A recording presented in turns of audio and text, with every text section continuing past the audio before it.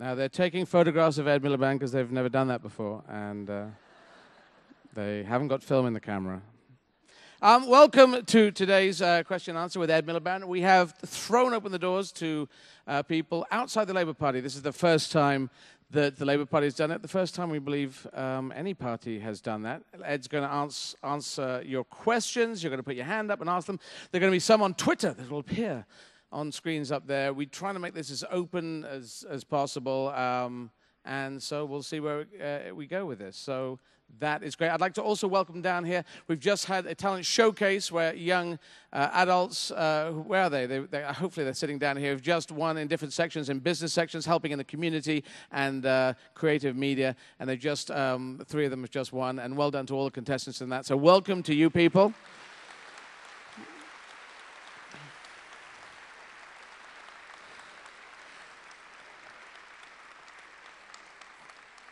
I should also say there's people here, obviously from outside. There are some people who are Labour Party delegates. Please, if we can start the first few questions from people who have come from outside, that would be great. And then we can start merging in, because obviously everyone would like to ask their questions. And I will be here. Joan Bakewell, Amy LaMay, who are sitting there. And Joan's just there. Just wave quickly. Wave your hands there. And then, do you want to stand up and turn around and wave? Do one of those twirl things. Can you do that, Joan? There we go. Dame Joan Bakewell.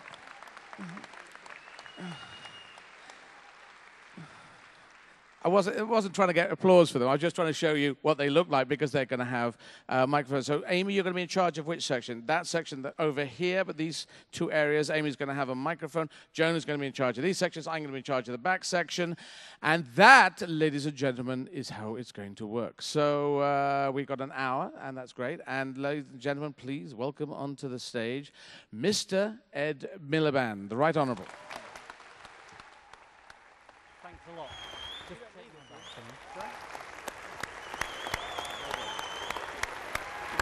No. Thank you. Well, look, ladies and gentlemen, thank you very much for that really kind reception. I think this is the first time that any political party has done what we're doing today, which is not just to talk to ourselves at our annual conference, but to talk to you, members of the public. And I think it's long overdue. I hope it's not a one-off. We'll find out in an hour or so whether we'd like it to be a one-off or not. I'm sure we won't. This is what I believe, that politics has got to be opened up to the people, and that the way we do politics is too much part of the closed circles that I talked about yesterday in my speech. And we're only going to get the solutions right if we open politics to you. Now, over the last year, I've done something like this on a smaller scale, admittedly, in towns up and down the country. And we did it in Nottingham 6 months ago. But I wanted our conference to be the first time a political party has opened up. So thank you to you for coming and joining us today. Let me just say another couple of words before I break the politician's habit of a lifetime and stop talking and start listening to you. The first thing to say is I talked yesterday about a new bargain for Britain. A new bargain in our economy, in our welfare state, in the way we run public services. A new bargain based on your values. Because I think the problem in Britain is that we haven't been doing it according to your values. That actually your values of hard work, something for something, people taking responsibility, isn't the way too much of our economy and our society has been running. And I think we have to change that. And, you know, just to give you one idea of what we want to do, the government wants to go ahead with a tax cut for the banks. We say, no, use that money to cut tuition fees from £9,000 to £6,000 for young people up and down this country.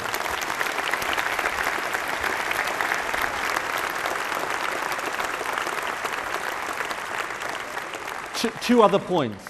We're trying to practice what we preach in the way we run the Labour Party. We've had a whole year-long discussion about how we change the Labour Party, and one of the conclusions is to have a new group of registered supporters, people who don't want to join our party, aren't necessarily members of trade unions, but want to support us, and we're going to give you a vote in future deputy leadership and leadership elections. And final thing of all I'll say, which I think is an important point, and I hope you won't mind me bringing it in today. voter registration is an incredibly important issue. Because if you can't register to vote, if you don't register to vote, you won't be able to vote.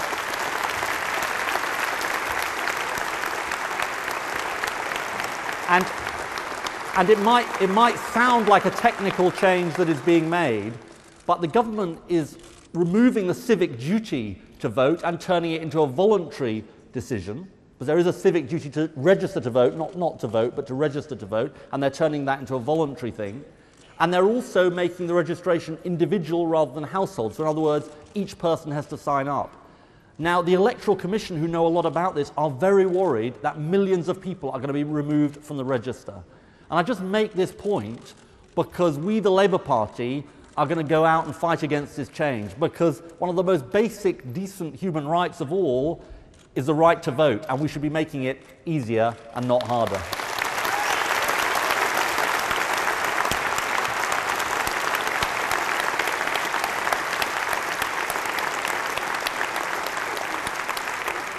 Right, down to business. Now look, I know this is an odd thing for me to say, but make your questions hard. No patsy questions, please. Lots of hands up immediately go up. I'm going to regret saying that, because the point of this is to genuinely answer the questions that the public are asking. I'm going to throw it to Eddie, who is now going to take over for 3 questions. I am back. Oh, where are you? I am back here. I saw this gentleman first here, so I will take your questions. If you could pass this mic down to the gentleman there. And if people can say their first name, just so I can sort of know who you are. Okay, my name is David. I'm not a delegate, but I am a member of the Labour Party. I was impressed with your criticism yesterday of asset strippers and asset stripping. I think you'll probably agree with most firms. The biggest asset is the workers, the employers. As we know, there's been lots of jobs lost in call centres and back office jobs as a result of offshoring to the Far East to low wage regimes. I wonder if you've got any thoughts about, if not in fact penalising employers who do that, at least rewarding good employers who keep jobs in this country. What's your views on something like a selective employment tax bonus based on the number of workers involved? Okay, thank you. Now, I think next is Amy, is that right? That's right, yep. And if we can avoid Labour Party members, I'm sorry, that isn't meant to be rude, but because we've got members of the public here, I want to give them their chance. Yep, I've got a young gentleman over here. Hello, my name's Johannes. I'm not a Labour Party member. Excellent. I mean, I hope you join, but, you know, excellent for the moment. Maybe one day. First of all, what's your name? I'm sorry. Oh, Johannes. Johannes. Yeah. First of all, I want to say thank you for what you said about voter registration. I know a lot of black and ethnic minorities and people I know around my area don't vote, and it's important that they do. So I thank you for that.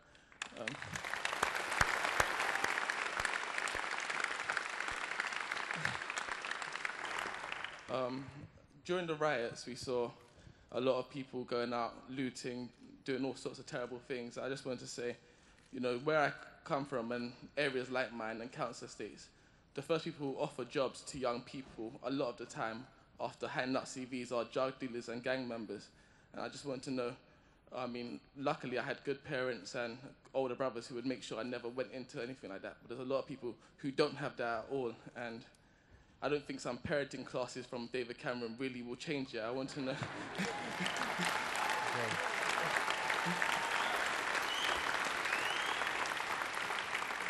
I want to know what the Labour Party would do, if in power, to get to those young people before the drug dealers and gang members do. Good question. What does Johannes, what does the P stand for on your hat? I may regret asking that question.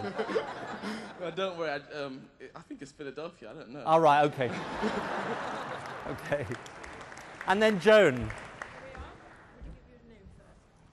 My name's Kalia, and my question is that evidence is overwhelmingly pointed to sick and disabled people being the hardest hit by the cuts. But this issue has been airbrushed almost entirely from conference. Are you reluctant to use the word disabled because the public have been so effectively convinced that we're all scroungers and that Labour Party are not willing to challenge that stereotype on our behalf? Okay. Really good questions. David, let me start with your question about offshoring and what happens. Look, I think the difficulty of what you suggest is that we live in a globalized world, and it is very hard to stop companies moving their businesses elsewhere. And actually, if we did, if you think about it, what would that mean for companies we want to locate here? So the problem, I totally understand the deep concern there is about offshoring, and I totally understand the deep concern there is about what it does to jobs here. But here's my answer. Look, the answer to it is not to close your borders. I'm not saying you were suggesting that. The answer is we've got to make Britain a more attractive place for people to come and locate. Now, how do we do that? Not simply with a conservative deregulatory solution. We've got to do it by government and business working together. That's one of the things I was talking about in my speech yesterday, a new bargain where government actually supports business. And, you know, it's only in this country, because, frankly, of the trauma of the 1970s when we were picking winners which didn't succeed, that we think it's somehow unusual, the idea that government should use procurement, for example, to support British companies, which you can do. That government should find ways of working with industry to say, look, what's our vision for the important sectors here and how can we support you? So, look, I think there is a global race. I don't think you can opt out of the global race, but I think you've got to do much better at government helping British business to win in the global race. Don't feel you have to applaud each time because it'll slow us down. Johannes, your question about the riots, you put it brilliantly. And it's what I saw going around talking to people during the riots. Because the point is, as you said it, often it's a marginal choice for people as to whether to go down the illegal route, the gangs, drug dealing, all of that, and the legal route, frankly. This came home to me in Brixton when I was talking to people who'd been in gangs, who'd been drug dealers, and said, look, you've got to understand the choices. Now, I was very careful at the time of the riots not to somehow say, you know, it justifies the riots or excuses it, and I'm sure you wouldn't either. But you've got to explain. Explain is different from excuse. And so the answer is you've got to give people hope and opportunity. Now, how do you do that? Look, the first thing you should be doing with 1 in 5 young people out of work is put them back to work, have a bank bonus tax to put young people back to work. It's obvious. And you know, look, it's unfashionable to praise David Cameron's speeches, but in 2006 he gave a speech called the Hug a Hoodie speech. Now, look, some people might have thought the speech was over the top. The thing I was desperate to say to him during the riots, and I never got a chance, I said it across the dispatch box, is go back and read your speech, mate, because there's quite a lot of good stuff in your speech. He was actually saying, and look, that was when he wanted to be a modernising Tory. He doesn't want to do that anymore. He was saying, look, deprivation doesn't excuse bad behaviour, but it is an explanation. And you've got to deal with the causes of deprivation. And I think it's a matter of profound regret that he's gone away from that. Let me deal with our friend who asked about disability and ill health, because it's an important, Harriet, because it's an important, sorry? I'm sorry.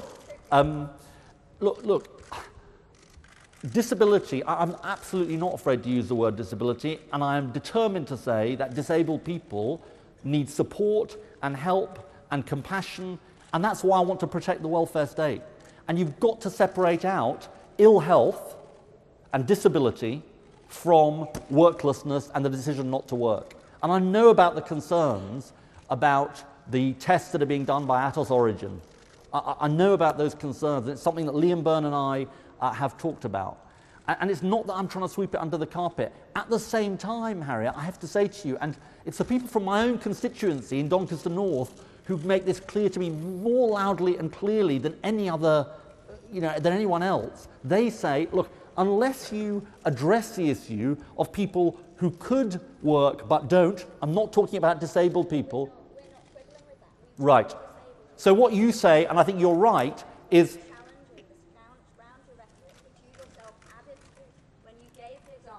met a man on incapacity benefit who you said could work if he just tried harder. You're reinforcing the destructive rhetoric that is coming from the coalition government.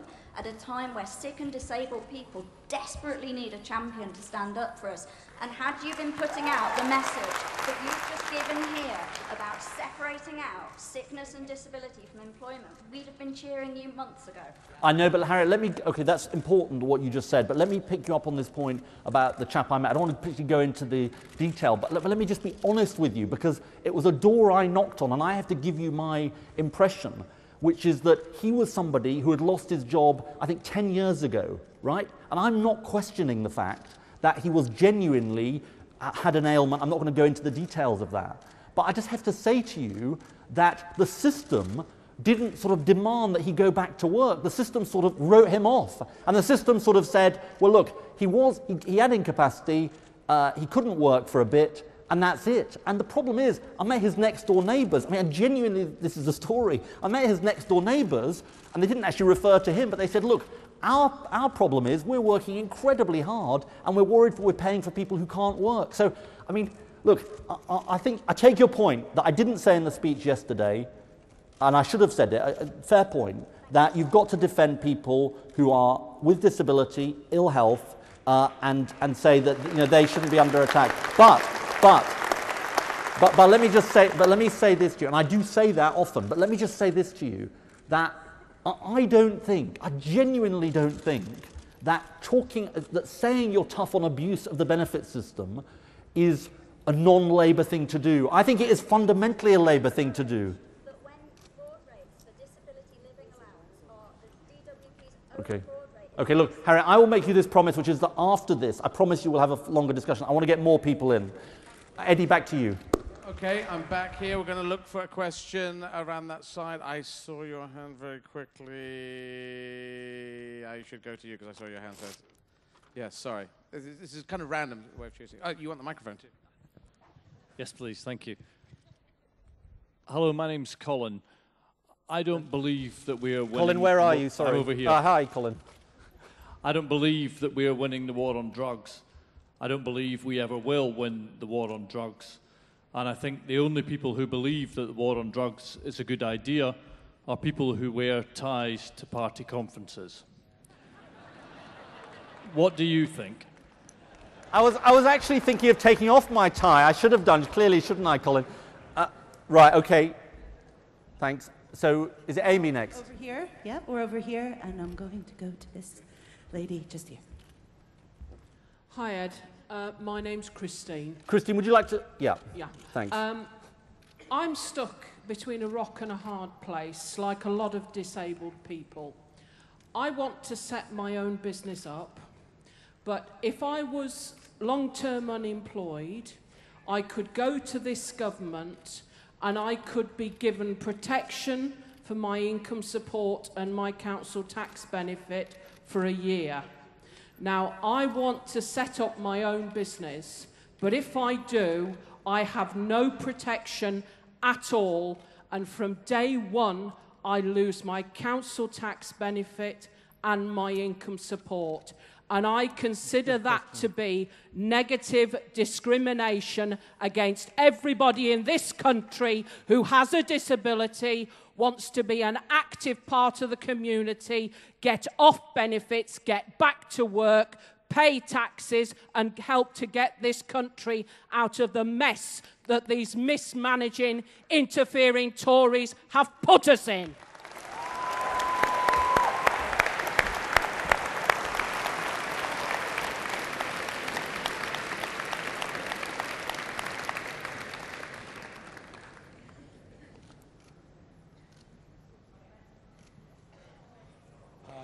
Ben from Dover and Deal. Ed, may I congratulate you on an excellent leader's speech on Tuesday. You don't need to applaud. Can I, however, ask you to clarify a slightly vague bit in the way distinguishing between business doing the right thing and doing the wrong thing will be administered, because unless it's handled and presented in a very cut and dried way, business people especially, and many others, will feel that there's a whiff of what you very rightly dissociated yourself from, which is picking winners. I hope you and the business and treasury teams will address this. Thank you. Okay, thanks. So, Colin, good question, and sorry about the tie. Look, what I say to you is I don't think we are winning the war on drugs. Now, I don't presume, but I think you may well be thinking we should go for legalization or some form of decriminalization. I have to just say to you, I don't believe that the current solutions are great or working, but I don't believe that that would make it better, if I'm honest. Because and look, you know, societies, as I said in my speech, send a signal about what they allow, what they don't allow, what they encourage, what they discourage. And I just worry, and I'm not saying the current situation is great, I just worry that sending that signal about legalization and decriminalization would send the wrong signal. But look, I don't claim to have great sort of all the answers on this, because I think any politician in a tie or not in a tie who claims to have all the answers on this, well, is a pretty sort of, is wrong, basically, because I don't think that the current situation is a good situation. Look, we're having a policy review. It's something that we are definitely looking at. I think it's good that you raised the question. Let me answer Christine, who asked the question about disability and long-term unemployment.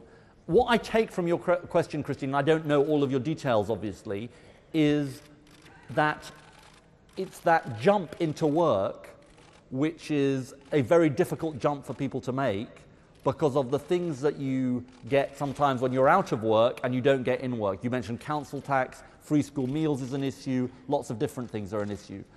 Again, this is why these meetings are important. I will take away what you said, talk to Liam Byrne, our welfare spokesman, about your particular example, and maybe we can leave it with our team at the end, and what it illustrates.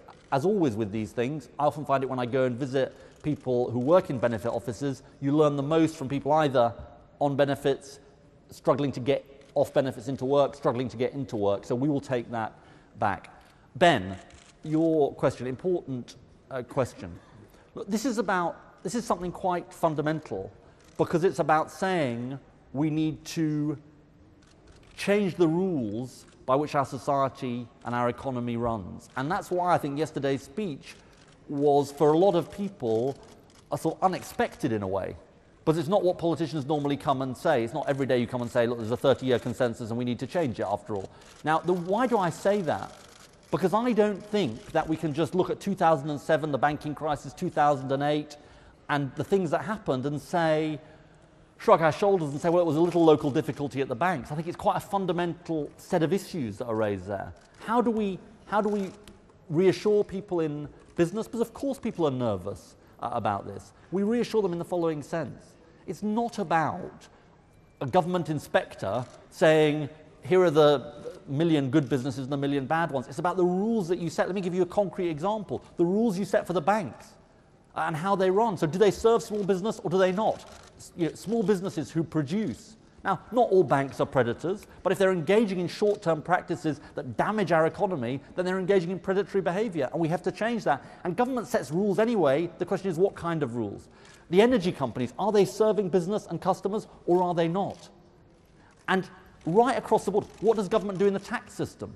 We introduce a tax credit for research and development. Do we encourage companies that do R&D, or do we not? So it is absolutely a pro-business message. It's anti-business as usual, but it's not anti-business. And that's what I would say to you. Right, next round. Now, there's some talk of there being Twitter, yes, Twitter feed. On the screens here, and I thought I'd help you. Here they come. So, we need to take 3 questions off Twitter. The most vulnerable people community says to be treated with respect and consideration. Okay. Disability, we've done a couple on, so... Do the poorest and most vulnerable in our communities deserve to be treated with respect and consideration regarding disability support? Yes. I hope my answer to our friend over here shows that absolutely. I won't repeat my answer because of time, but absolutely. Jobs and positions in the Labour Party. Well, look, this is a big issue. This is definitely a big issue. Just for people who know, the National Union of Students has been running a whole campaign about internships and the way jobs and people get to have opportunity. Look, I don't have an easy answer to this question, but I think it's very, very important that we do make sure that we, as much as possible, reflect what I talked about yesterday in my speech about closed circles in the way we hire. Will your Labour Party pledge to make sure everybody in each company pays the right level of tax to support social budget? Well, look, companies, corporate tax avoidance and companies paying their fair share of tax, it's absolutely a huge issue which we need to tackle. I'm going to throw it back to you. Okay, I'm going to go at the back again to my section, dance around a big boom I'm sorry arm. to say this again, but Labour Party anyone members, Eddie, can I just say again, Labour Party members, I'm not trying to discriminate, but please let's get members of the public who aren't members. I don't know whether some of the questioners were, but just to, because there are lots of people who haven't ever been here before, and I sort of want to give them a chance. Non-Labour Party member? Yeah, okay. Non-Labour Party, or you're not? You are Labour? Non-Labour. Okay, the question up there. Oh, you want this microphone? Sorry. No, I'm going to go to the gentleman up there because I saw him, and otherwise it looks like I'm fiddling it around. So someone's going to pass. You've got to come down and grab this.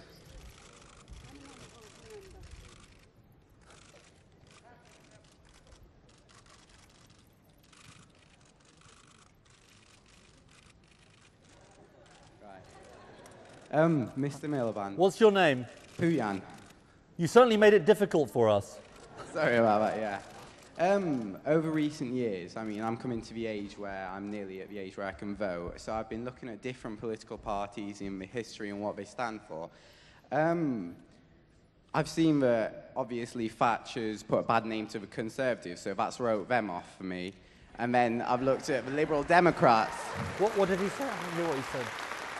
I've looked at the Liberal Democrats, and during the elections, I thought they stood up for a lot of good things. And then come them coming into government and then breaking all their promises, that's also written them off for me. And now good news so far, but and now I'm in this I feel there's a position, but coming on. And I'm looking at Labour, and I think to myself, do they convince me to vote for them whenever I am able to vote?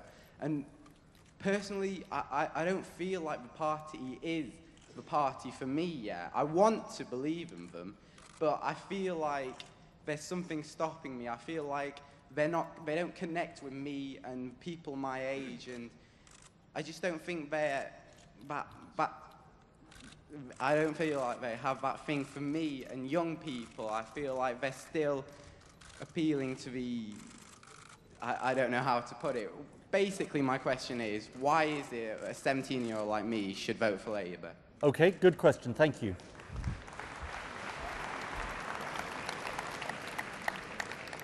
Amy. Okay, yes, we've got this lady just here. Hello, my name is Patty. I'm from an organisation called Baby Milk Action that's been struggling with big corporations to protect them for infants and young children from corporate marketing. So I was really pleased to hear you say that you were going to do something about unethical business. Yeah. But what I want to say is one really easy way that you could take this forward is to think about where businesses should be involved in policy setting. We've got a new coalition that's saying that businesses should not be involved in policy setting and that they should be kept separate in terms of consulting them about policies, but actually not allow them to influence policy. And I think it's something that I'd love the Labour Party to do because it's very, very different to what the Tories are doing. Okay. And it really needs to be said. Okay, thank you. Thank you, Patty. And then Joan. Hi, yeah, my name's Richard. I'm from Oxford. Ed, Thank you for coming, Richard. Yeah, pleasure. A pleasure because I've got the opportunity to ask this question. I hope I like it. I suspect you will.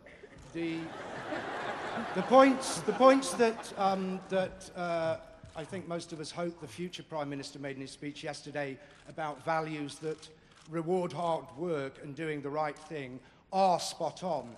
They are Labour values, they are trade union values, they are British values, they are also Dutch values, and I'll tell you why. In the 1980s, the then Dutch government brought in legislation that secured public and private sector pensions, guaranteeing workers got the same pension when they retired that they signed up for. retrospective pension changes by government and Maxwell-type pension scandals, private pension scandals, cannot happen in Holland. Okay, we get where you're coming from. A Labour government could do no better to reward hard work than by bringing in legislation that guarantees all workers in Britain, like those in Holland, the pension they signed up for. Will you give your word that serious consideration will be given to the Dutch example, which shows us the lasting way we can reinstate the values of hard work? Okay. Thank you. Jonah, I'm going to cheat. I'm going to cheat because there's a lady next to you, next to, I think, Richard, who also wants to ask a question. Had her hand up. Madam. My name's Margaret Pritchard. I come from Knowsley, which is it's a borough, but it's in Merseyside. I'm a lapsed member of the Labour Party, but here in Knowsley we have a brand new hospital. Brand new, possibly not 12 months old. Yeah. Mr. Lansley has decided that we have 3 options. One is to join with another hospital. Now tell me any hospital that's going to take Wiston Hospital on with debt. The second is for the government to fund it, which he said no. The third is to privatise it, a brand new hospital. Now, I'm going to say something which is quite rude. We have the Germans sniffing round Wiston Hospital at the moment. I can't remember the name. It was in all the national papers. Please, Ed, do not let the Germans take the national health like they've taken the trains.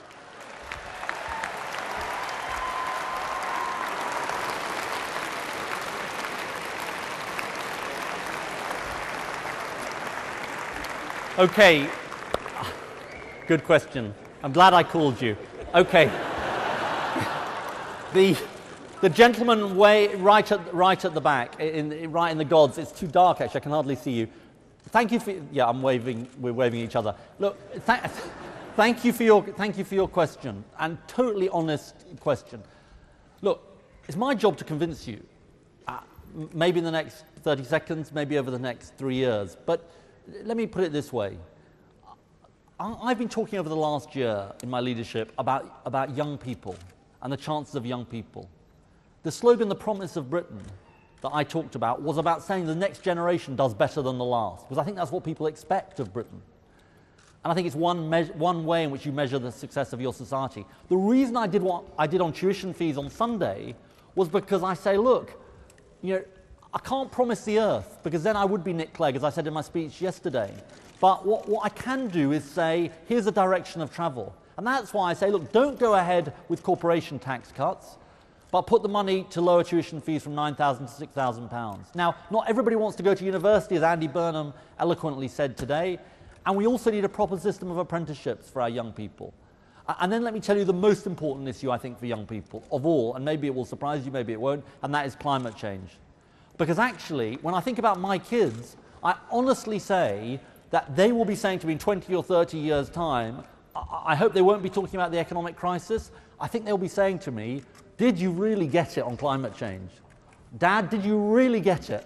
Or did you, when you were leader of the Labour Party and hopefully Prime Minister, did you just say, oh, that's just a too difficult thing and it's all too uncertain and all that? And actually, if there's one responsibility on the older generation, is to hand the planet on to the next generation. And I think there is a genuine threat to that.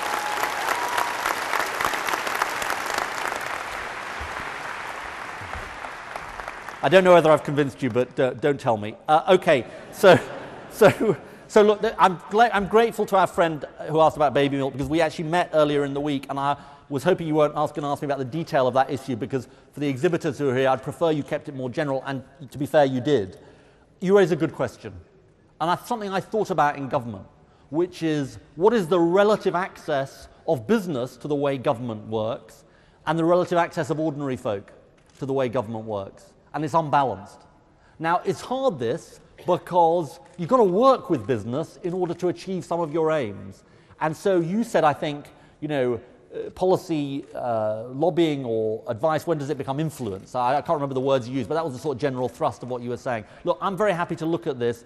I mean, part of the answer is more transparency, because actually you know, if you know who the meetings are with, if you know what is actually going on, then that is a good, you know, that is a very healthy thing to do to a solution, in my view.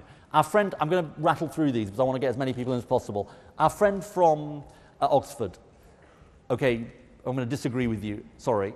I'd love to be able to guarantee that anybody who signs up to a pension now in their early 20s, in the private sector or the public sector, will get the same thing when they're 65. But I can't do that, and I'll tell you why I can't. You think I can. Let me tell you why I think I can't.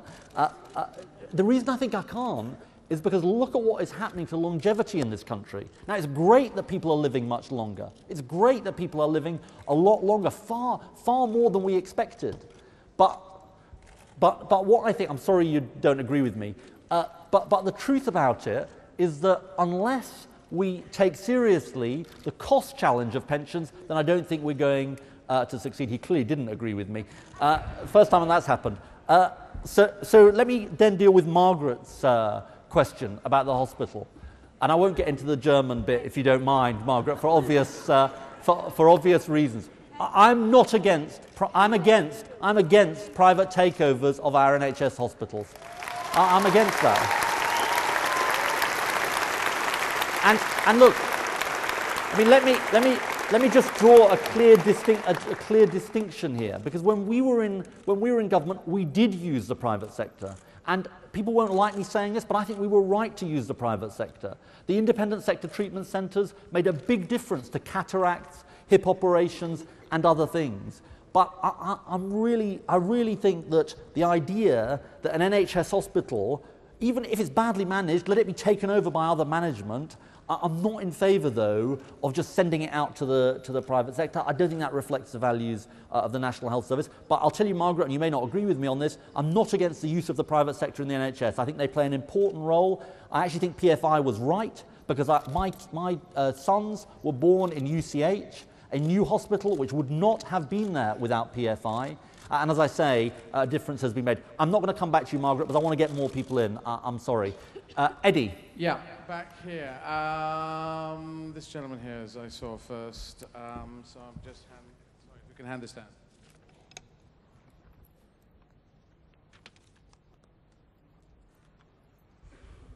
Yeah, my name's Pete. Hi, Pete. It's simply to do with the internships. You didn't really touch on it. We were talking about it earlier today. What you mean is I didn't answer the question, I think. Yeah, you didn't, yeah. So if you're trying to get an internship, you can do it two ways. You either pay for it yourself, or you sign up to make coffee 2 days a week for a charity, and then you're able to get your job seekers. How would you propose to actually make people do practical and useful internships if they don't have private finance? I get you. Good question, Pete. Thanks. Amy. Yep, I'm over here. We've got loads of people who want to ask questions in this section. But I'm going to go to this young man over here, because I think he's possibly the only person in this entire hall who's used more hairspray than I have today. What a nice introduction, Amy. Hi, Ed. My name's Ellis Palmer. I'm 17. I'm Secretary of Young Labour. And I'm a proud Labour Party member.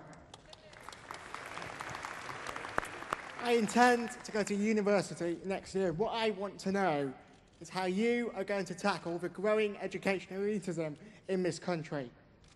The growing educational... Sorry, the growing educational... Elitism. Elitism, okay. And then Joan. I have a question over here from a young person who's a member of the Labour Party but speaking for a whole group of young people, and I think they should have a voice. Okay, it's slightly cheating, Joan, but I'll let you cheat.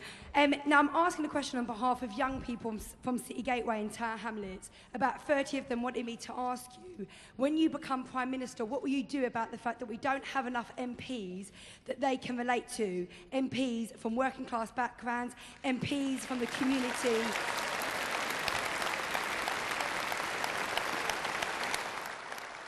Thank you.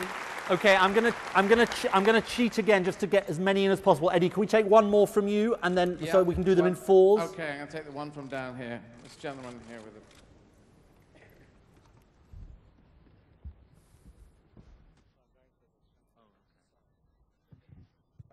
It's Mike from Oldham. Hi, Mike. I was a Labour Party member 12 years ago and left the party because I lost respect and I lost the commitment I had to the party.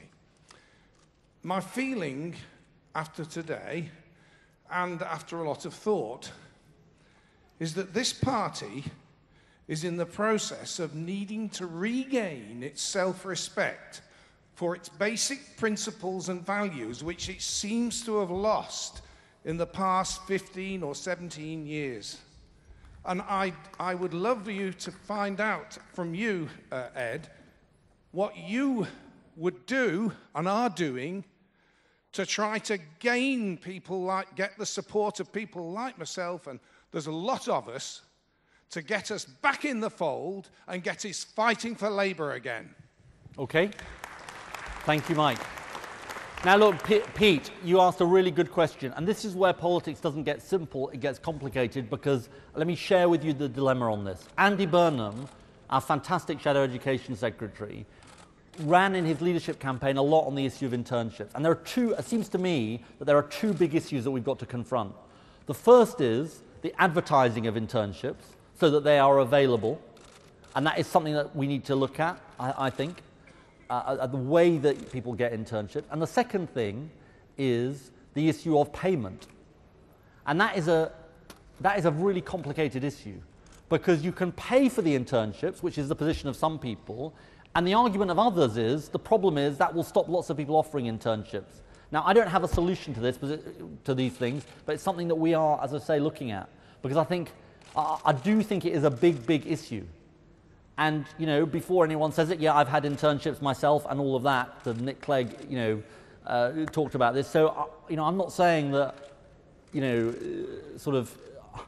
I haven't benefited in the past. So I think we've got to find, but we've got to find a way, and I think it's becoming more and more of an issue, and I think we've got to find a way of sort of tackling this and confronting it, and it is something that we are looking at, and it's something that Andy and I are talking about.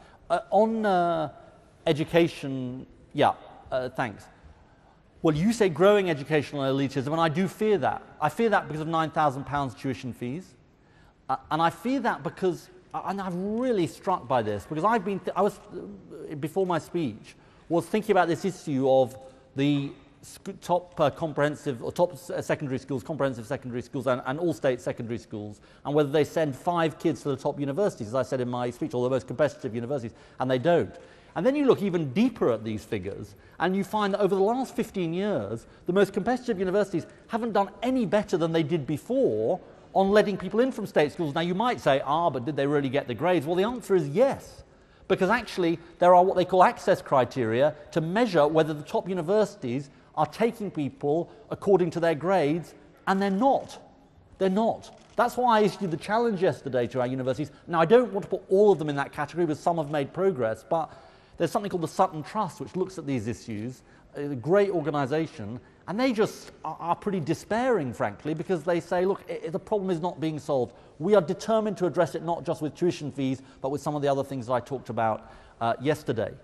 Let me just do the, City, the question from City Gateway.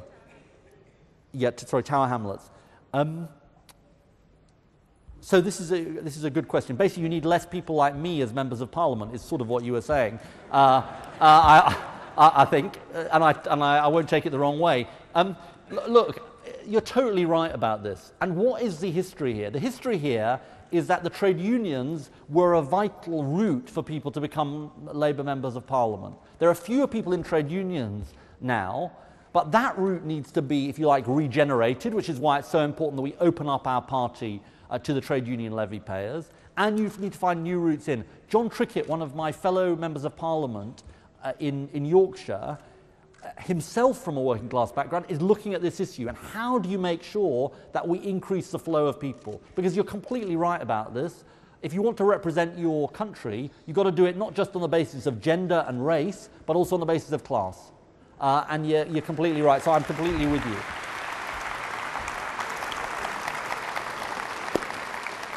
Now, I wrote down the last questioner's name, and I've now forgotten what his question was. Can somebody just remind me? Mike, was it? Yeah. It was bringing people back into the Labour Oh, Party. yeah. Sorry, I sort of had selective amnesia. I got rid of it from my mind. Look, Mike, what can I say? I mean, I gave a long speech about this yesterday, and you're obviously not yet convinced. You know, I stand for equality, justice, the values that I think you share. And you know, I'm trying to adapt them for modern times and the times that we live in. And, you know, when I say, and you know, look, I suppose I'm an optimist in the sense that I believe you can change the country. The reason I gave that speech yesterday, the reason I stood for the leadership, is because actually I think, okay, look, there's one route that says you put forward another policy or a program, or you say we do this differently, or you say let's position ourselves here, and there's another route that says tell it like it is. And the last 30 years, there have been some good things done, a lot of good things done by our last Labour government, but we got some things wrong. And actually, we never came to terms with the Thatcher settlement properly. We never took it on in the economy in the way that we should have done. Now, I don't say that all of the Thatcher settlement was wrong, but what I do say is there's lots that was wrong, and there's lots we need to take on. And it isn't just about a policy or a program. It's about the ethic of your society. Do you believe in a society of me first or us together?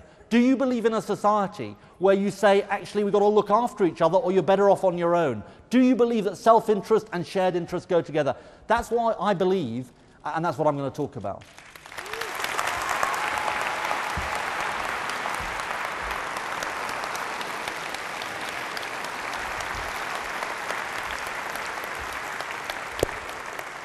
Ed, we have some Twitter questions now. Okay.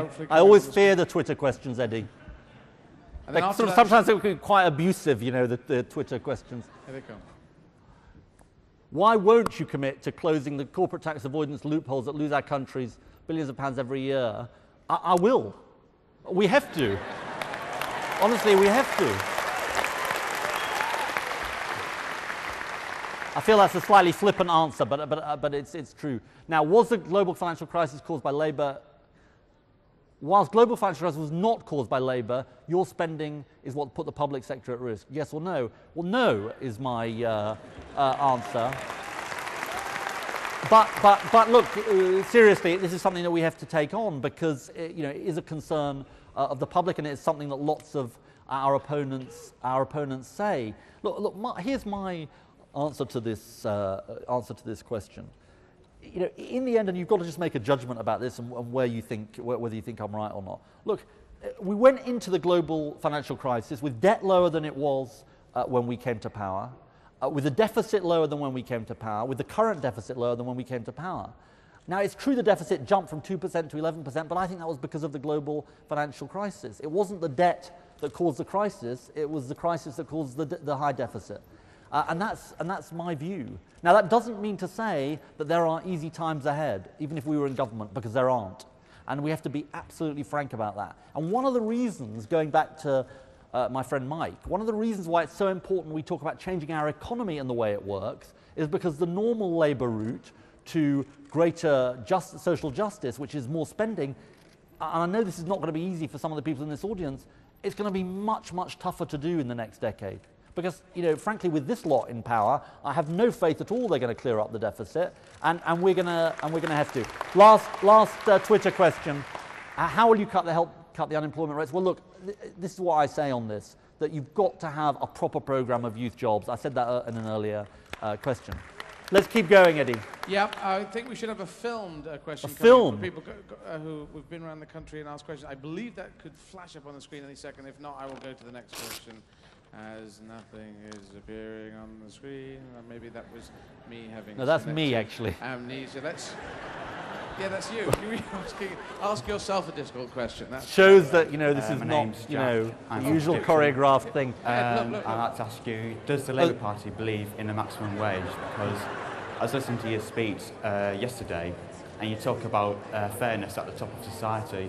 So I was wondering, as much as you believe in fairness, Ed, would you impose a maximum wage?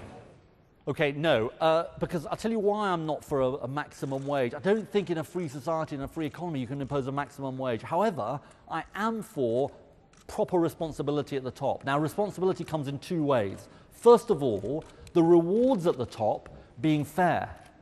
And you know, this is a crucial part of the new bargain that we've got to strike.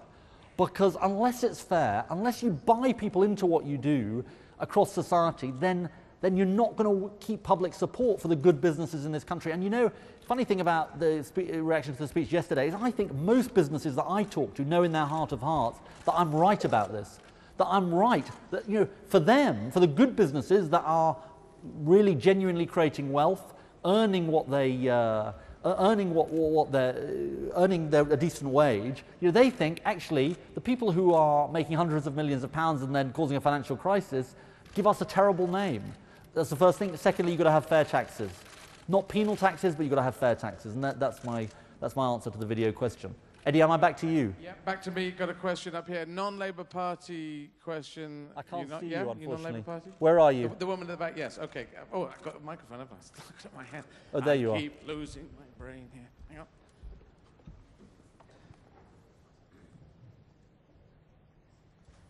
Hi, my name's Amy. Hi, I just wanted to ask, we've heard you talk a lot about an additional bonus tax on the banks or using the reversing the tax cut to pay for the tuition fees. But feels like it's time for a more sustainable solution? So to make the banks make a more social contribution to society. So I just wondered what you thought about if it's not time for the Labour Party to support a Robin Hood tax. Okay.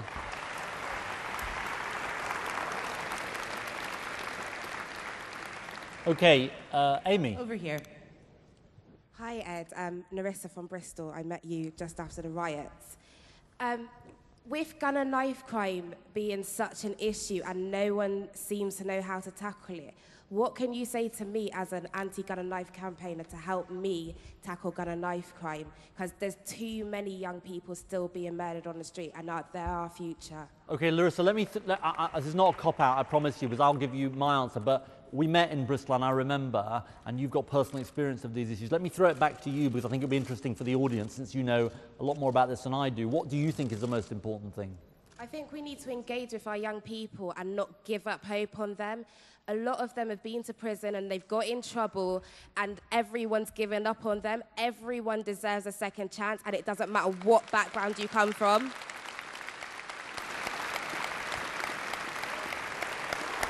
Okay. Joan? Hello, yes. My name is Daniel Rolton. I'm a sustainability consultant from Yorkshire. You're a what, sorry? Sorry, a sustainability consultant. Okay. With regards to the carbon, energy and economy challenge. Yeah. What will Labour's green policies be regards to tackling will the benefit the UK economy and support homeowners and business with their rising energy costs? Particularly homeowners. That's right. Okay, Eddie, can I throw it back to you for one more? Yes, one more from just here. This one just here. Hi, Ed. Oh, sorry, Ed. Hi, Ed. I can't see you. Yeah, I can see you My now. name's Meenal and I'm from Leeds. What's your name? I'm sorry. It's Meenal. Nice to meet you, Meenal. Hi. My one question is, don't you think it's time to bring David out of political Siberia and for once end all the rumours and innuendo about backbiting? Because this party is not going to win if people focus on that, and that is what the media is focusing on. Sorry, we need to unite and we need to move forward, otherwise we're not going to win in 2015. I'm sorry, I kind of missed your question. I genuinely... Do you asking... Don't you think it's time we brought David out of political Siberia? Oh, right, okay, fine. I got you the second time. That was not so much selective amnesia as selective hard of hearing situation. Okay, sorry. Let me go back to my list. Financial transactions tax, otherwise known as the Robin Hood tax. So we're in favour of this. We think it's the right thing to do. You've got to do it globally, though, for it to work, at least, or at the very least in Europe, and maybe globally. And so, look, you know, we didn't talk about this much yesterday, or indeed this week. Ed Balls talked about it. One of the government's biggest failures of leadership is on this international stage, because they're not kind of pushing the right solutions forward internationally. Actually, there was some momentum in the G20, the largest group of 20 economies, for this. And actually, the momentum sort of has dried up. So we're in favour of it. It's a hard thing to do, but I think it's a necessary and important thing for us to do. Larissa, thank you for being here. I really appreciate you being here because it was great to meet you in Bristol. You know, yeah, hope is an incredibly important part of this. I suppose the thing I feel about this is that, and it goes back to my answer about David Cameron earlier, which is, look, there's an old choice you make, which is it, or false choice rather, is it culture that influences people, or is it opportunity, or is it both? And I sort of think it's blindingly obvious that it's both. So you've got to have a culture that, you know, with role models for young people, the right role models. You've got to give people help with parenting. I accept what our friend in the Philadelphia hat said about, you know, David Cameron's parenting classes, but help with parenting is important. But at the same time, you've got to give young people hope. Hope is the best antidote in the end. That's what I believe. And you're right. And the hopelessness that lots of young people feel is a massive problem in our society.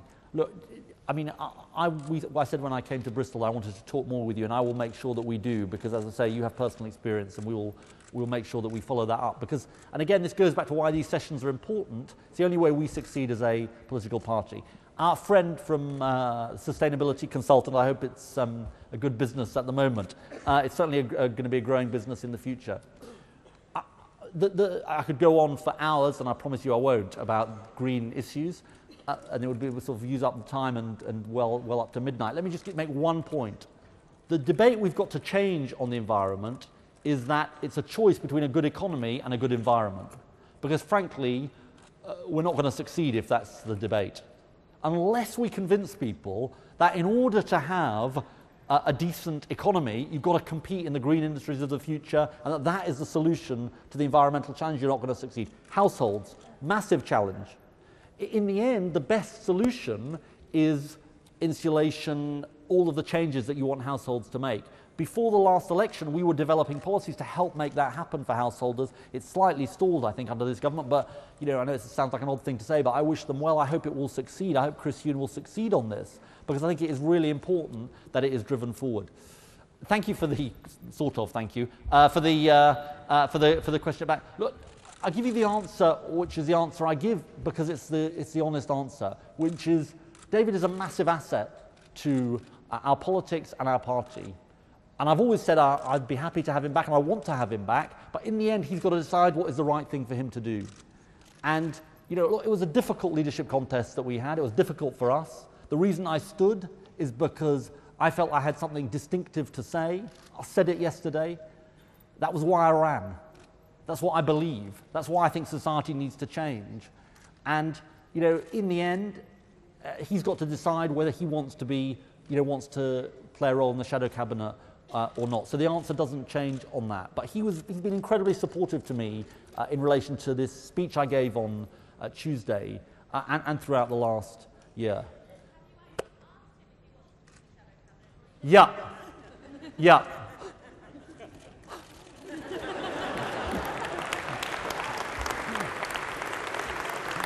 Okay. Okay. We've done over an hour, so we're supposed to stop. Oh, no. We've got to keep going. Come on. Well, it's the NEC now, so it's up to you. We'll have more people walking out eventually, but... okay, so another question. Now, okay, I'm going to say again, please, let's have some more tough questions. Yeah, tough questions. Like from that lady who asked me about David. Come on. Not more questions about David, if you can help it.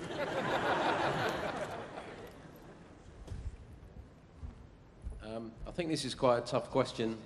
My name's Chris. I'm a Labour councillor over in Ealing North. Chris, where are you? Sorry. Oh, yeah, good. Nobody at the conference has mentioned the Trident nuclear missile submarine replacements. The Tory Liberal coalition have kicked it into the rushes because obviously it's awkward for them because they disagree about it. Can you say whether you're for or against it? Okay. decision has to be made quite soon. I'm with you. Thanks, Chris. Amy. I'm right here. I have this young man here. Do you want to stand up? Hello, Ed. Hi. To be honest, I What's am your name? Thomas. Thomas, to be hi. honest, I am a member, but I work for MENCAP. So I just got shocked to see myself right up there. All right. It's a bit off-putting, to be honest. Don't Anyway, let it put you off. What the question I want to specifically ask you about is, as we are concerned at MENCAP, we're concerned about obviously disabled people and their lives, and there's a social care problem, there's a problem with time limit of ESA, employment support allowance, of a year, and there's also a problem with DLA getting migrated over to personal independence payment and the removal of indefinite awards, which leads to assessments, which, you know, cause disabled people great stress. Now, when I listen to you, I think, well, I haven't heard anything about that. Or at least not enough. And I think, you know, there's people, members like me, who hear this centre ground rhetoric and this progressive, you know, politics. But really, as the gentleman at the back said, what we want is, you know, socialism is the dogma of collectivism and the vulnerable. And, you know, I don't think you've spoken enough about the vulnerable. And with trade unions, you know, you haven't supported the strikes. So I don't think collectivism is really in that. And we as young people are trying to basically, you know, we want you to show a clear socialist or left-wing, you know, rhetoric, and we want you to support disabled people with DLA, ESA, and, you know, PIP. Thanks very much. Thank you. Hello. Hi, I'm Charlotte from Dumfries. Yesterday in your speech, you spoke passionately about your values. Can I just ask you what motivates you and what brought you into politics? Okay. One now, Eddie, back to you. Do you want another one? Yeah. Okay, I'm going to go. It's not hard enough yet. Okay, one from over here. Gentleman with a hand up with the white shirt. There are lots of people who want to ask hard questions. They're waving madly, Eddie. Sorry, Not madly, but... I'm dealing with the back section here, sorry. Ed, this shouldn't be a hard question, but it is. I just wondered, with conference while I've been here, I do believe in the two-state solution, but I find the demonization of Israel and the absolute reluctance to criticize Hamas firing rockets at Iran and Iran supplying ammunition to Hamas absolutely frightening. And I'd like him to comment on that, please. Okay. Okay. I'll be brief so we can hopefully get another round in. Chris, on Trident, I actually think the government has done the right thing by commissioning this study, because they're looking at... I'm not a unilateralist, I'm a multilateralist. That will disappoint some people in the room, but because I think, look, in the end, I want disarmament, but I want multilateral disarmament. I think that is the best way forward for our country, and actually for our world. And again, it's one of those things where President Obama was pushing it forward with us. I think we need to push it forward further. There's a study looking at, are there alternatives to the renewal of Trident? Actually, the big decision on Trident is 2015, 2016. I think it's right we look at that and see what it comes out with, because look, if there's a different way of doing things which keeps us as secure and costs less, then I think that's a case certainly worth looking at. On the question from our colleague Thomas about DLA and these other benefits, look, I think it is important that we absolutely offer protection to the vulnerable, and I'm determined that we do that. Let me just say that, though, to you about the centre ground. You know, that is where elections are won, and rightly so. No, well, indeed they want a movement. No, but come on. Look, I don't think my speech yesterday was far right. I mean, I think you can say a lot. You can say a lot about it, but I mean, Ed, I meant the Conservative Party. Oh, they're far right. Sorry. Right. Okay. Yes. So why can't we be left? Okay. Well, look. I suppose, you know, the truth is that at the last general election, we did very badly. We have to win right across this country. We've got to be a party that appeals right across this country.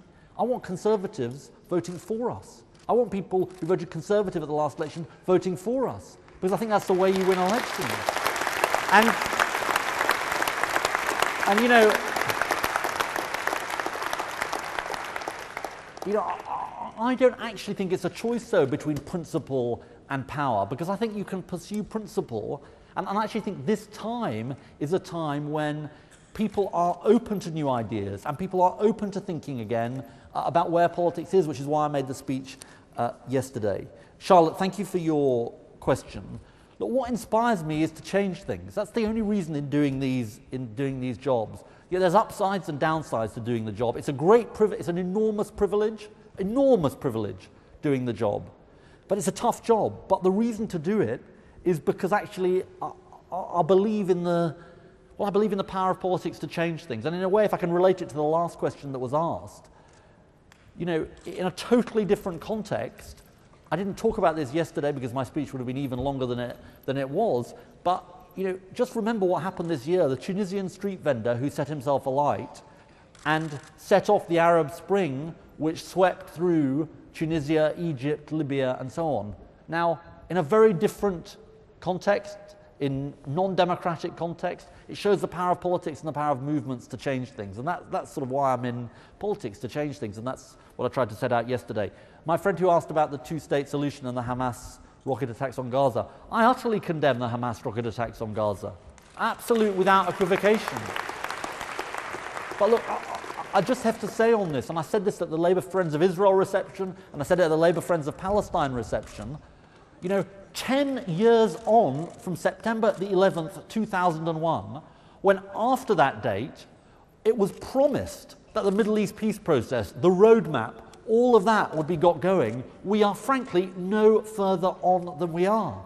And so I totally understand why President Abbas has gone to the United Nations and said, look, I don't feel I've got any other choice. And you know, I don't say that as I say that as a friend of Israel, absolute friend of Israel, but you know, my heritage, my parents, my grandma lived in Israel after the Second World War, having lost her husband in Poland during the Second World War.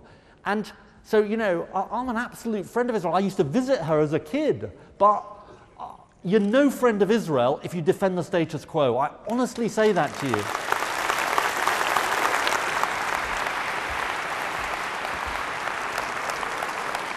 Okay? Keep going.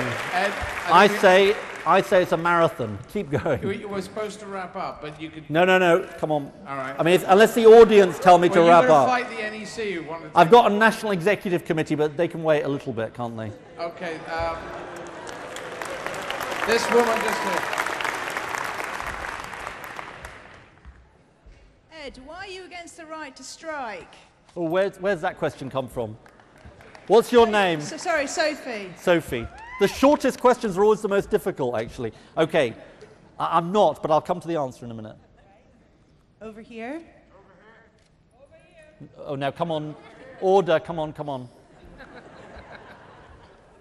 Oh, hi, Rima. I just want to ask, hope this is a difficult question.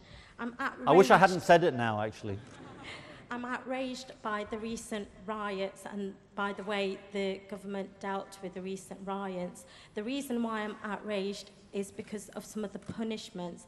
For example, a young man promoted the riots on Facebook and got something like 4 years, and someone else assaulted a police officer and got something like 3 months. So I want to ask, when you're Prime Minister, and if we do have riots again, what will you do differently, and how will you punish our young people? Okay. And punish them fairly, because the crime does not justify the punishment, and the punishment does not justify the crime. Okay, good question.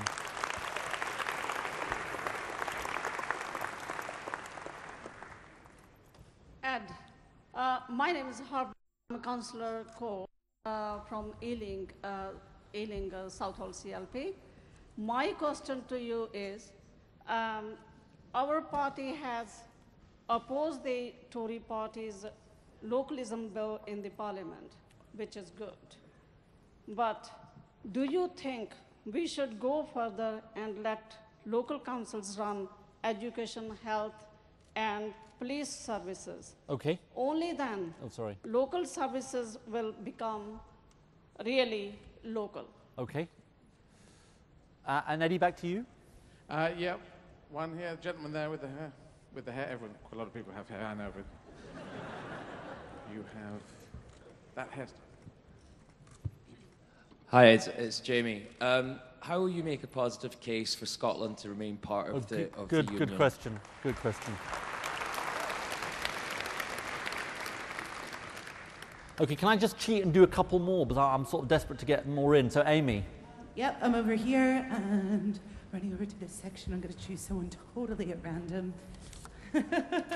You. Will you give the people like a referendum, Matthew? Would you give a referendum on EU membership? Are you in favour of a referendum, Matthew?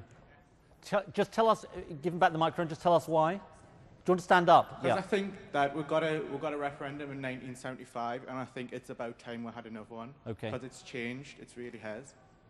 I'm guessing you weren't born in 1975. Okay, one more, Joan.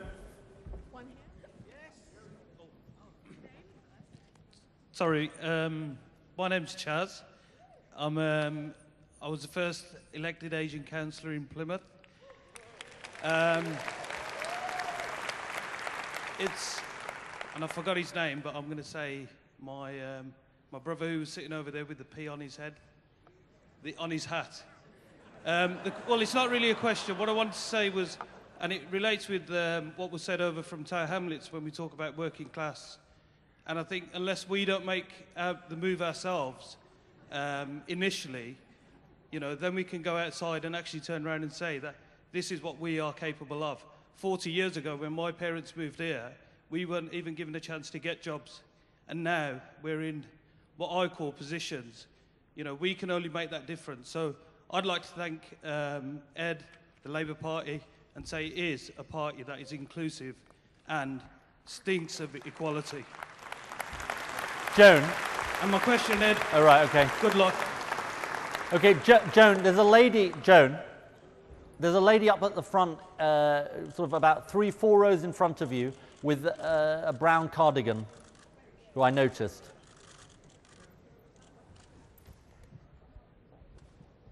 Hi, my name's Jasmine, and I just want to say I go to school in Liverpool, and I go to Holly Lodge Girls College, and we basically, it feels like we've been attacked by the recent government. We were a specialist school for the arts, and we've had that budget cut, so we're not an arts college anymore. We had a school police officer, and now he's gone, and we all miss him. And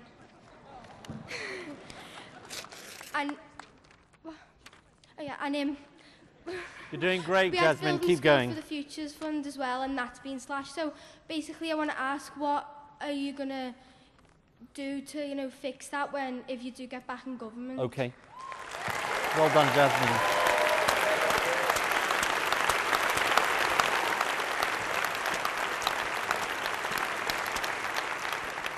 I tell you, that was a good call, wasn't it, to call Jasmine?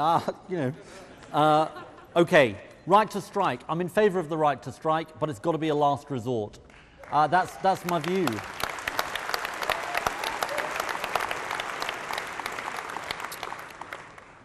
Rima, is it Rima who asked about punishment? Yeah. Look, I think this is quite difficult because I actually think that it wasn't wrong to hand out certain sentences which were a bit exemplary after the riots. And I'll tell you why, because punishment is about ensuring that people are no longer a threat to society. Okay, you might say that they weren't necessarily a threat to society, but it's also about society sort of expressing its view about what happened. Now, I'm not going to go into the individual cases, and you're right to say rehabilitation is crucial. I'm not saying there weren't some excesses, but I suppose you just be slightly careful in this case, because I think you do have to sort of reflect somewhat. The sense of outrage and anger that people felt, not in a sort of mob rule way, but in a way that reflected, I think, what the riots meant. Yes, Ealing. The question from Ealing about accountability, really, about education, schools, and health. I think this is an important question because I think it's true to say And actually, we started doing this in government. Local councils could play more of a role in the accountability of some of those services, so I'm sympathetic. I'm going to rush through these. Now, there was a question before the question on the EU referendum, which I can't read my own writing here. Who asked the question? Scotland, yeah. Very, very important question. Let me just be a very brief answer. Look, my basic point on this is we've got to argue against separation and separatism, but we've got to argue for the union in a more positive way than we have before. It's got to be about the positive case for the union. Because I think sometimes it's too much about, here are all the dangers of, of separatism. Now, I think there are huge dangers of separatism, but I think we've got to make the positive case for the union. EU referendum. I'm not for an EU referendum. Why? Because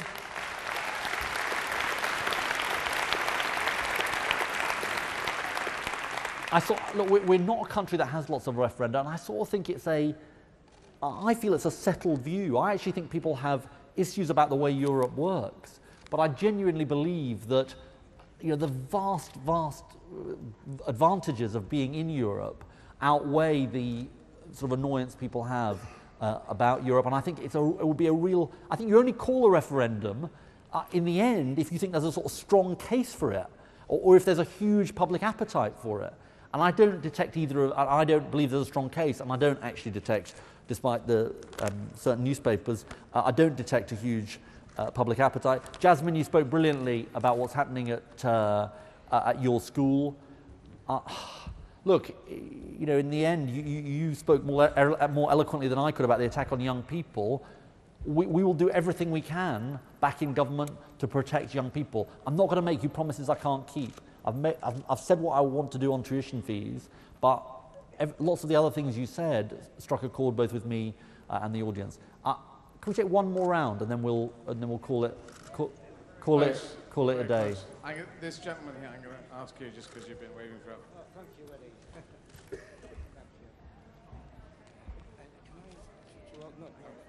Now. Thank you. Thank you. Sorry, I've got shot. Hang on. Gentleman at the back. Thank you. Hi, my name's Danny. Hi, Danny. I'm Hull Western Hessel CLP. Right.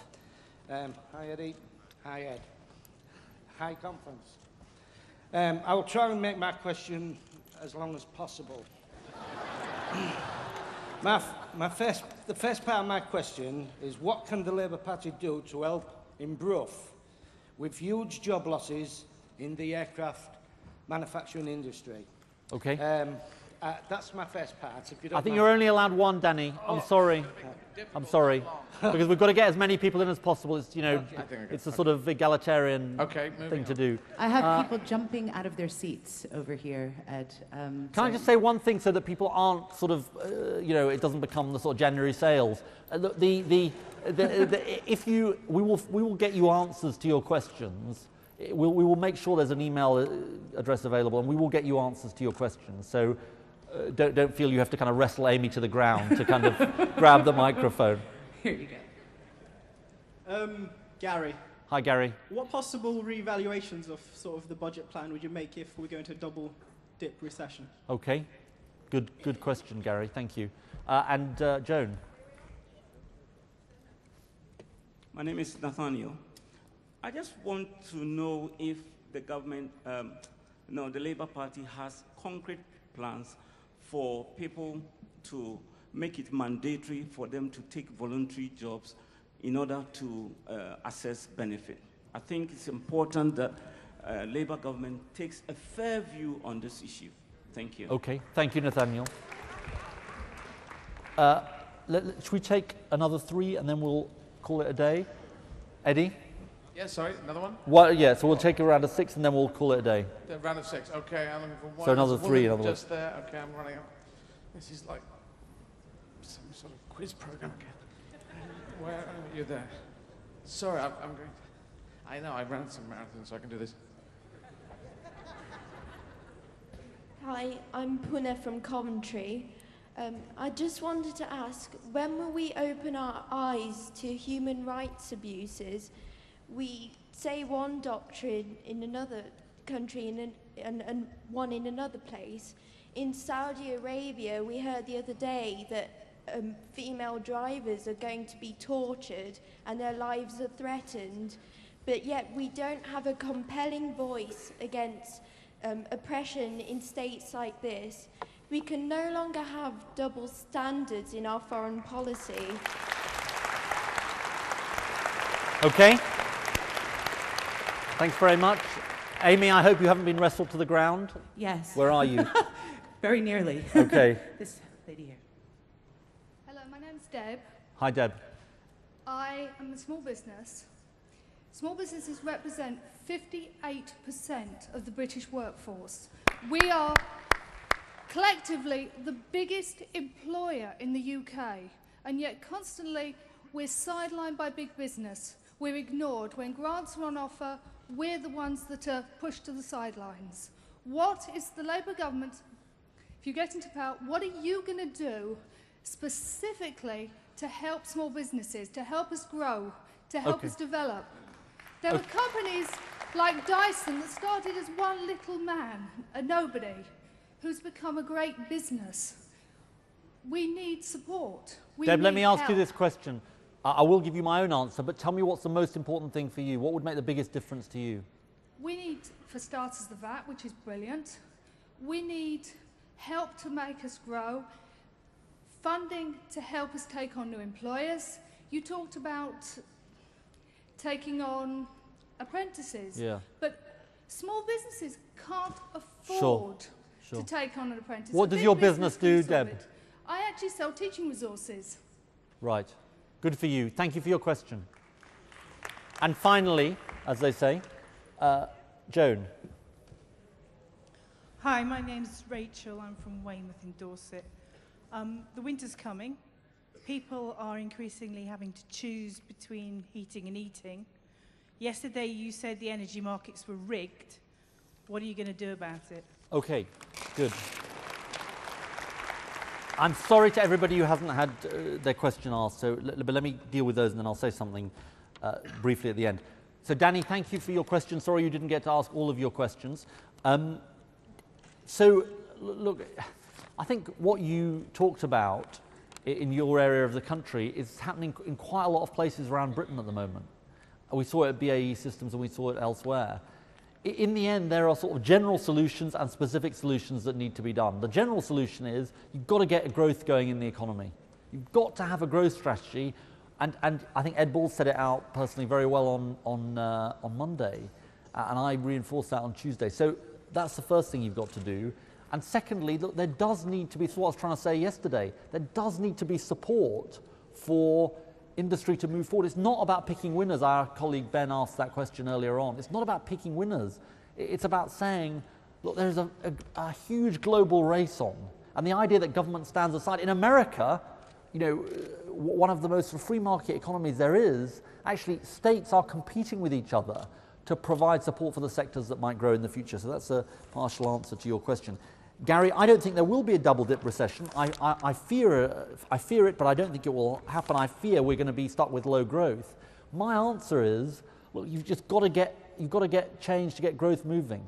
And Ed set out a 5-point plan to make that happen in his speech on Monday. Nathaniel, thank you for your question, which some people didn't like, as you will have gathered. The way I think about it is, we do have to make sure, and this is why I talked about the principle in relation to long-term unemployment and youth unemployment, that after a certain time people do take the jobs that are available. Now that places a responsibility on the people themselves, but also on government. Because there's no point in saying you've got to take a job if there are no jobs available.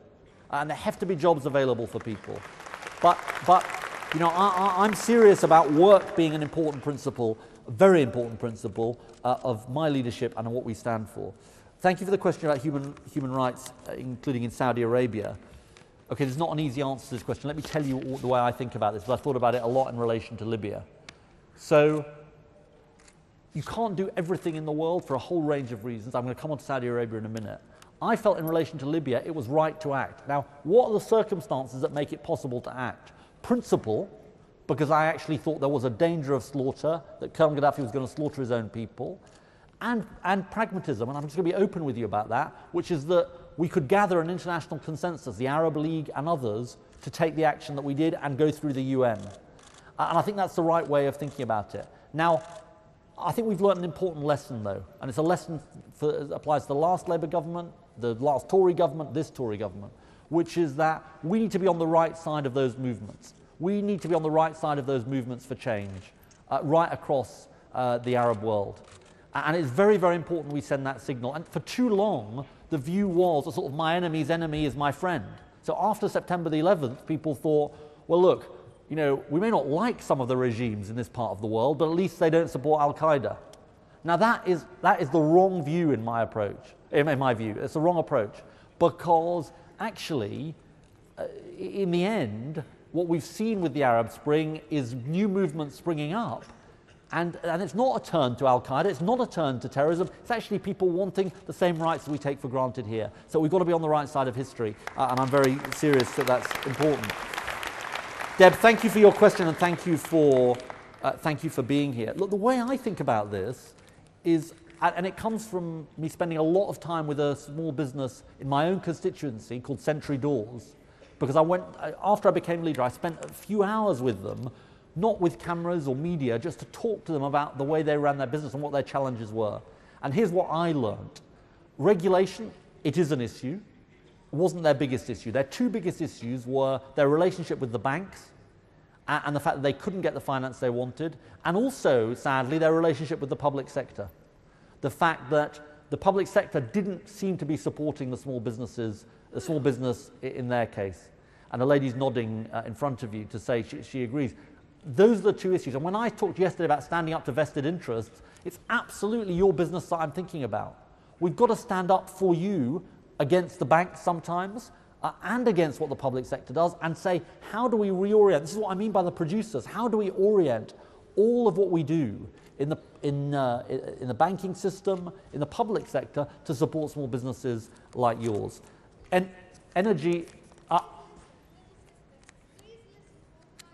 Okay, we'll give you a microphone back because you seem very, very keen to come back. Please listen to organisations like the Federation of Small Businesses. Okay, because good. they represent our voice. Okay, that's a good plug for the FSB. I'm sure they'll be grateful. So the last question about energy is a good point to end on. I know a bit about this because I was Energy Secretary, and we made some progress, set up a review to look at these issues. At the moment, the problem in the energy market is 99.9% of the market is controlled by 6 companies. Now, in my view, that isn't proper competition, and you've got to open up the market, and you've got to get a better deal for consumers. Now, here's a sort of point that you won't hear from most politicians. Prices are going to rise over time because of climate change. Prices are going to rise. Now, actually, if we stuck with the high carbon solution of oil, that prices would rise too because of greater demand for oil. So it's not like there's either option where prices don't rise, but I'd prefer the route that protects the planet rather than the route that doesn't. But it's even more important, if you're going to protect the planet, that people don't think it's an excuse for being ripped off by the energy companies. And that's what we've got to change. And there are detailed plans to the lady that asked to set that out. Let me just say a couple of final words by way of thank you. First of all, I'd like you to join me in thanking Eddie Izzard, Amy LeMay, and Joan Bakewell for their fantastic efforts today.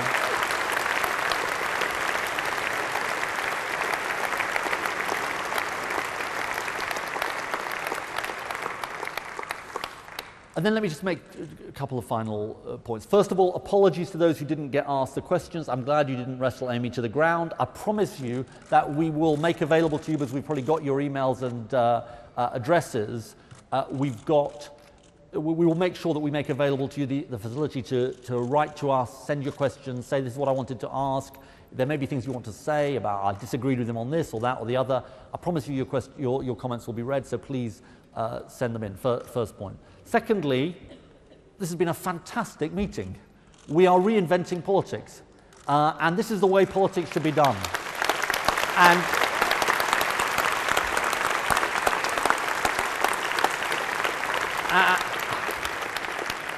I would say you're all invited back next year, but that will get me into trouble with the evil handlers. So I'm not going to say that. But we're going to do more of this. we are definitely going to do more of this, because actually it is incredibly refreshing to hear your questions, hear what you've got to say, hear your challenge. The best questions, if I may say so, are the questions that are the most difficult questions, because at least they bring out, hopefully, some answers to them.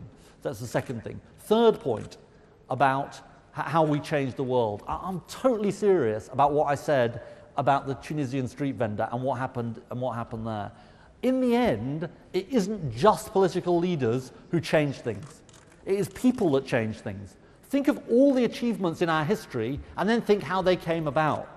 Think of the achievements of the last few years. Gay rights, how did that happen? Not because politicians came along and said we're going to make it happen, but because people said we're going to make it happen. Rights for women. I don't know whether you've seen the film Made in Dagenham, but actually that film, I didn't really know the history of this, but that film shows actually Barbara Castle, who was a great hero of the labour movement, was actually pushed by the Dagenham workers to say, look, you've got to understand this, and we're still not there on equal pay before someone says it. We're a long way away from that. And then think about all the other changes that are made. They happen because people make them happen. And that's what we're trying to do. We had this process called Refounding Labour, which is about opening up our party. That's what we're trying to do. We're trying to reinvent the political movement. Because in the end, leaders lead, but they can't do it on their own. And they've got to have a movement behind them. And that's what I'm determined to do. Let me end by thanking you for being here. It's been a fantastic meeting. We're going to do it again next year, definitely, at our conference. Please send in your emails. Maybe Eddie, Amy, and Joan could come up to the stage. Thank you very much for being here. Safe journey home. Thank you. Brilliant job. Ed, well done. Brilliant job. Brilliant job. That was fantastic. Well done.